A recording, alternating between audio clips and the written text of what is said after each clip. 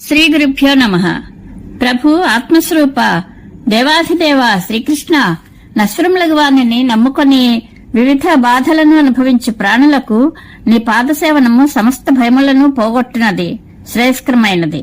విద్యుక్తముగా నిన్ను ఉపాసించినట్లు వారు మోక్ష మార్గమున కళ్ళు మూసుకుని సాగుచున్నను పతనము చెందరు. దేవా, నేను శరీరం ద్వారా వాక్కుల చేతను మనస్సు వలనను చేయు పనులన్నింటినీ నీ ప్రేరణతో మాత్రమే నిర్వర్తించున్నాను.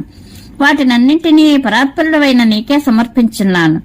పుట్టుకతో చండాలుడే అయినను నీయందే మనస్సు లగ్నమునర్చి తాను చేయి పనులు పలికే మాటలు మొదలైన వాటిని అన్నింటినీ నీకే సమర్పించినచో తాను పరమ పవిత్రుడగటయేగాక సమస్త లోకమును పవిత్రమునర్చును.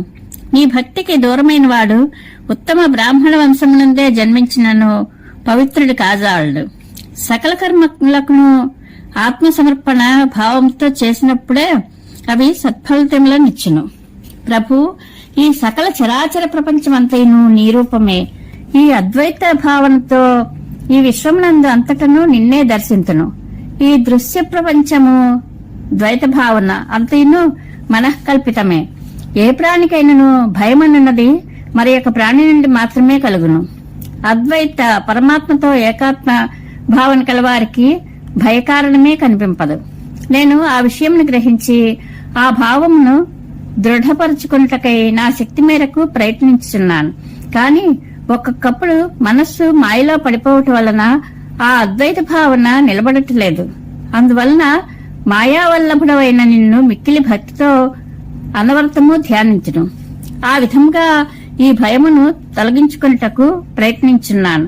దేవా, పవిత్రులైన శ్రీమంతుల సాంగత్యంచే సంపదలు అబ్బినట్లు నీ పాదములను సేవించడి సత్పురుషుల యొక్క సాహచర్యంచే భక్తి ప్రవృత్తులు ఏర్పడి అభివృద్ధి చెందును. కావున వారి సాంగత్యం నాకు ఎల్లప్పుడూ ప్రాప్తించుగాక. వారు ప్రవచించిన బోధనల చేతను వివిధములకు నీ మహిమల వలనను ఆ భక్తి దృఢపడును. భక్తి ప్రభావమున పాపములు పటాపంచగును. మోక్ష మార్గములైన కర్మ జ్ఞానాదులందు భక్తినే ఎక్కువగా పెద్దలు ఆదరించరు. అందువలన క్షేమమును కలిగించు నీ యొక్క అవతారగాథలను, నీ యొక్క నామములను అనేక పర్యాయములు గానము చేయుచుందును. వాటి వలన నా మనస్సు త్వరగా ఆర్ద్రమై పిచ్చివాని వల్లే ఒకప్పుడు నాలో నేనే నవ్వుకొంచుందును, ఒక్కొక్కప్పుడు ఏడ్చుందును, మరి ఒకప్పుడు గర్జించుందును, ఇంకొకప్పుడు ఆడుచు పాడుచు లోకబాహ్యుడనై తిరిగెదను. స్వామి, అట్టి అలౌకికమైన స్థితిని నాకు దయతో కల్పింపము. స్వామి, ఈ పంచమహాభూతములన్నీను నీ రూపంలే. ఈ దృశ్యమాన ప్రపంచమంతయు నీ ప్రతిబింబమే. అనగా పక్షులు, చేపలు, మృగాదులు, మానవులు, మిత్రులు, శత్రువులు మొదలగు భేదములతో నిండిన ఈ జగత్తంతయు నీ ప్రతిరూపమే. ఇంద్రియ నిగ్రహంతో నిన్ను సేవింపగా నీ అనుగ్రహం వలననే నీ సేవాభాగ్యము నాకు సిద్ధించును. ఆ విధముగానే నాలో భక్తి దృఢపడును, వైరాగ్య భావన పెంపొందును. అప్పుడు అప్రయత్నంగానే నీ తత్వజ్ఞానము నాకు అవగతమగును. భగవన్, మనస్సును నీ యందు లగ్నం చేసినందువలన సంసార మార్గమున కలుగు ఆకలి దప్పులు మొదలైనవేవీను నన్ను బాధింపవు. అందువలన ఎల్లప్పుడూ నిన్నే స్మరించుచు నిమిషలేశమైనా నీ పాదసేవ చేయకుండా ఉండను. ఈ ప్రపంచమంతయు మాయ అను భావం ఏర్పడినందువలన ఇష్టవస్తువుల వలన సంతోషము, ఇష్టం లేని వాటి వలన ద్వేషమును కలుగవు. నీ సాన్నిధ్యమున నీ కాలిగోళ్ల కాంతులనడి చంద్రకిరణములు ప్రసరించుటచే నా మనస్సు చల్లబడను. అప్పుడు నేను సంతోషంతో సంచరించెదను. స్వామి, సమస్త ప్రాణులు నీ రూపంలే అను జ్ఞానం పొందుటకు ఈ జన్మయందు నేను యోగ్యుడిని కానిచో నీ యందు ప్రేమ, నీ భక్తుల యందు స్నేహము, మూఢజనుల యందు దయ, శత్రువులను ఉపేక్షించుట అన్నవి అయినను నాకు కలిగినట్లు చేయము. నిన్ను మిక్కిలి శ్రద్ధతో అర్చించినట్లుగాను ఆ అర్చన దినదినాభివృద్ధి చెందినట్లుగాను చేయము. ఈ విధముగా నిన్ను సేవించినందువలన నీ భక్తులలో శ్రేష్ఠుడనగునట్లు నన్ను అనుగ్రహింపము. ప్రభు, నీ మాయా ప్రభావమునకు లోనైన మానవులు నీ స్వరూపమును గుర్తింపలేకున్నారు. నీ మాయ పాంచభౌతికములైన వస్తువుల రూపంలో వారిని మోహపరవశులను చేయుచున్నది. అట్లే అనేక కర్మలు చేయుచు కర్మ ఫలితములను అనుభవించుచు అస్వతంత్రులై ఉన్న జీవులకు అది దుఃఖమును కలిగించును. అట్టి నీ మాయ నుండి తప్పించుకొనుటకు భక్తియే పరమసాధనమని ప్రబుద్ధుడైన సిద్ధయోగి యొక్క ఉపదేశముల వలన తెలుసుకొంటిని. స్వామి, ప్రాణులన్నీను దుఃఖములను అనుభవించుట చూచి ఈ లోకమంతయు శోకమయమే అని గ్రహించితిని. కావున ఉత్తమ గురువులను ఆశ్రయించి సేవించంచో వారి అనుగ్రహం వలన నీ స్వరూపతత్వము బోధపడును. నీ గుణములను గుర్చియో లీలామయములైన నీ కథలను గురించియో వినట వలన నీ యందు భక్తి కలుగును. అంతటా ఈ మాయ నుండి బయటపడి పరమసుఖమయములైన నీ పాదపద్మములను ఆశ్రయించి ఆనందింతును. ఈ నా ప్రయత్న పరంపర అంతైను ఆ సాధనలకు పూర్వరంగము. కావున గురువాయూరప్ప, నా సమస్త రోగములను తొలగింపుము. పరమాత్మ సమస్త కర్మలను ఫలములను నాశింపకుండా చేయవలనని వేదముల యందంతటను చెప్పబడినది. అందువలన కర్మఫలములను నీకు సమర్పించుకొని కర్మలను ఆచరించుచు నైష్కర్మ్యమును పొందితిని. వేద నిషిద్ధములైన కర్మలను మనసా వాచా కర్మణ నేను ఆచరింపకుండినట్లు అనుగ్రహింపము. విధిలేక కామ్యకర్మలను చేయవలసి వచ్చినను ఆ కర్మఫలములను కూడా చిదానంద స్వరూపుడైన నీకే సమర్పించుకొందును. ప్రభు, వేదోక్తములైన యజ్ఞాది కర్మల కంటేను భక్తి మిశ్రితమైన కర్మయోగము శ్రేష్టమైనది, మనోహరమైనది. అది అంతఃకరణమును పవిత్రమనర్చును. నా అభీష్టదైవమైన నీ మూర్తిని శిలయందు గాని మట్టి విగ్రహం రూపములు గాని లేక ఇతర స్థలముల యందు గాని నా హృదయమును గాని నిలుపుకొని నిన్ను ధ్యానించును. నా శక్తి మేరకు సంప్రాప్తమైన పువ్వులతో గంధాదులతో అర్చించుచు నైవేద్యములను సమర్పించుచు ప్రతిదినము భక్తిపూర్వకముగా నిన్ను సేవించును. ఈ విధముగా నీ అనుగ్రహమును పొందేదను. దేవా, విద్యాది సంస్కారములు లేని కారణముగా స్త్రీలు శూద్రులు నీ నామగుణములను కీర్తించుట, స్మరించుట, నీ కథలను వినుట మొదలగు వాటిని చేయుట తెలియకున్నారు. నిజంగా వారు నీ దయకు పాత్రులు. వారు నీచే కనికరింపదగిన వారు. కానీ విద్యాది సంస్కారములు కలిగి ఇండియో బ్రాహ్మణ క్షత్రియ వయస్సులు నిన్ను సేవింపక విషయలోలురై అశాంతులై ఉన్నారు. వారిని గూర్చి నేను బాధపడుచున్నాను. వారు బ్రతుకు తెరువు కొరకే నిన్ను పూజించుచు యజ్ఞాగాదులను వర్ణర్చుచు వేదముల యందు పెక్కు విధములుగా ప్రస్తావింపబడిన నీ గాథలను వినుట, కీర్తించుట మొదలగు వాటి ఎడ విముఖులై గర్వితులై ఉన్నారు. నన్ను మాత్రము వారిలో చేర్చకము. ప్రభు, ఈ నా సోదరుడు ఎల్లప్పుడూ విష్ణుమూర్తిని భజించున్నాడు. ఇతడు పాపాత్ముడు. తన దుష్ప్రవర్తనను కప్పుపుచ్చుకొనుటకై కృష్ణ రామ అనుచు వ్యర్థముగా పలుకుచున్నాడు. ఇతనికి ఇల్లు వాకిలి ఏమీ పట్టదు.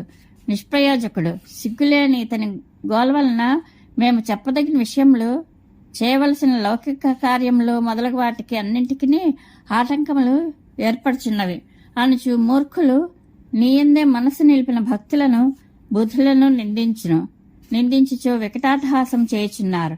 ఇట్టి మూర్ఖుల పరిహాసములను నన్ను గురి చేయవద్దు. దేవా, కృతయుగమునందు నీవు తెల్లని శరీర ఛాయతో మహర్షి వల్లే జటావల్కలములు, కృష్ణాజినము, జపమాల మొదలగు వాటిని ధరించి ఉందువు. అట్టి నిన్ను మానవులు తపస్సుల ద్వారా ఆరాధింతురు. త్రేతాయుగమున నీవు అరుణకాంతికల దేహంతో శృక్శృవములను ధరించి యజ్ఞమూర్తివై ఎందువు. అట్టి నిన్ను వారు యజ్ఞయాగాదుల ద్వారా పూజింతురు. ద్వాపరయుగమున నీవు శ్యామవర్ణ శోభితుడివై చక్రాద్యాయుధములతో విలసిల్చుందువు. అట్టి నిన్ను వారు పరిచర్యల ద్వారా సేవింతురు. ఇక ఈ కలియుగమున నీలవర్ణమున విరాజిల్చుండెడి నిన్ను మానవులు సంకీర్తనాదుల ద్వారా ఆరాధించున్నారు. మురారి, కోరిన కోరికలు తీర్చి ప్రభు, ఈ కలికాలమున మానవులు సంకీర్తనము మొదలైన సులభ పద్ధతులచే నిన్ను కొల్చి నీ అనుగ్రహము పొందుచున్నారు. కావున ఇట్టి కలికాలము చాలా శ్రేష్టమైనది. అందువలననే కృతత్రేతాది యుగములందు జన్మించిన మానవులు కూడా కలియుగమున తాము తిరిగి జన్మింపవలనని కోరుకొందురు. అదృష్టవశమున ఈ కలియుగమున జన్మించిన మా వంటి వారిని విషతుల్యమైన విషయవాసనలకు లోను కాకుండా కనికరింపము. ప్రభు, కలియుగమునందు నీకు 100 మంది భక్తులు గలరు. వారిలోనూ ద్రవిడ దేశమునందు జన్మించిన వారే ఎక్కువ మంది. వారిలో కూడా కావేరి, తామ్రపర్ణి, కృతమాల మరియు పశ్చిమ దిశగా ప్రవహించడి నిలా అను నదీ తీరములందు జన్మించిన వారే ఎక్కువ.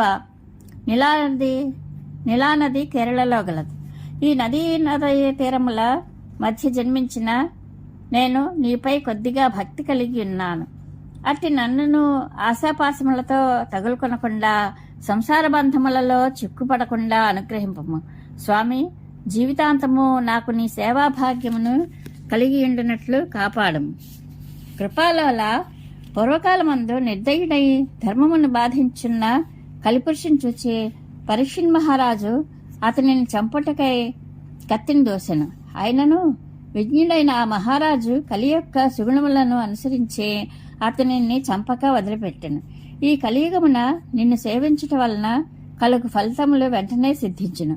కాని అసత్కర్మల విషయం మాత్రము అట్లు కాదు. కలిపురుషునకు నీ భక్తులన్నచో చాలా భయం కలదు. కానీ మానవులు సత్కర్మలు ఆచరింప తలపెట్టినప్పుడు కలిపురుషుడు ముందుగానే రోగాదులను కల్పించే విఘ్నములను కోర్చును. నా స్థితి కూడా ఇదే విధముగా ఉన్నది. కావున ఇతనిని నీవు రక్షింపము.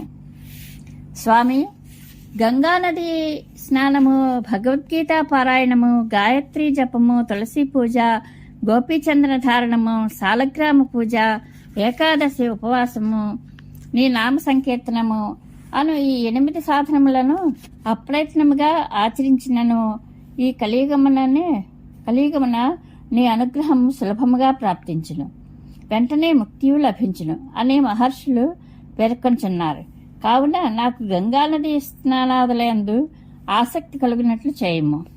ప్రభు, అన్ని విధములుగా పూర్తిగా నిన్నే శరణ పొందినవాడు సాంసారిక విషయముల యందు ఆసక్తిని విడనాడును. అతని ద్వారా జరుగు కృత్యములు అన్నీను నీ సేవా స్వరూపములే. అతడు విధి నిషేధములకు అతీతుడు. అట్టి అనన్య భక్తుడు దేవ, ఋషి, పితృ రుణముల నుండి విముక్తుడగును. అట్టి నీ భక్తుడు ఎవ్వరికి కింకరుడు కాడు. నీవు అట్టి వాని హృదయంలో ఎల్లప్పుడూ నివసించేందువు. కావున పూర్వ సంస్కారముల ప్రభావమున ఎప్పుడైనాను అతని వలన కర్మలు, విసరిత కర్మలు జరిగించో వాటినన్నింటినీ రూపుమాపెదవు. అందువలన నా పాపముల వలన ఏర్పడిన బాధలను తొలగించే నాకు నీ భక్తిని ప్రసాదింపము.